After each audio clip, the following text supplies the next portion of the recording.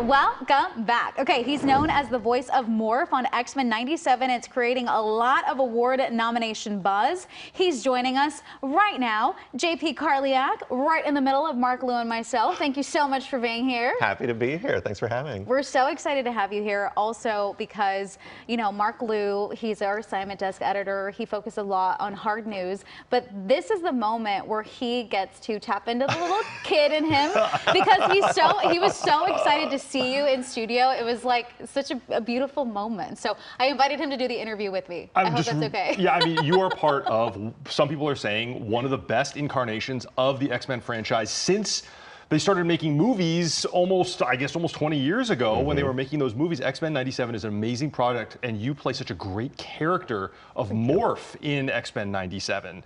And he's just a great, you know, a lot of fans never saw Morph in any of the movies, but he's in the cartoon, and he's a non-binary character as well, which is new for that character. Yeah, for sure. So Morph was in the original series from the 90s, from 92 to 97, but he was killed off in the very first episode. Oh, no. And then brought back and went through all this psychological trauma. So Morph's been through it. And it's really exciting to be a version of Morph that picks up where the last series left off, that is more comfortable with himself, finding his joy, still dealing with his trauma, but from a place of humor. So he's a much more happy-go-lucky, fun character that's the comic relief. And also, as you mentioned, he is non-binary. So it has been really great to bring that aspect that represents a lot of fans who are watching the show. And we have 2 more seasons just renewed. Yeah, right? yeah, we do. What was that moment like, knowing that you were going to be back?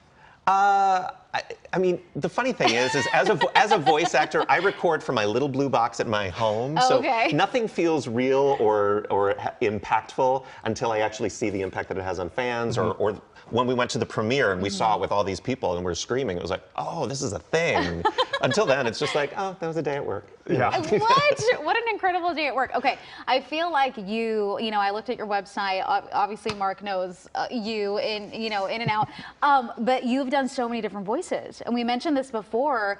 You know, I need to see your characters behind the scenes. Like, what faces do you make to get into it? You know what I mean? He's in a show that I love, X-Men 97. He's also in a show that my 5-year-old daughter loves. He plays Green Goblin in Spidey and His Amazing Friends. Okay, so show me. It's such a range. You have an incredible range of characters that you can play, and it's just remarkable, and your resume shows it. Wait, what was the, okay, so too many questions. What was the first voice that you realized you could do? Was it like, were you a kid or something? Did you practice on your parents? Pee Wee Herman. What?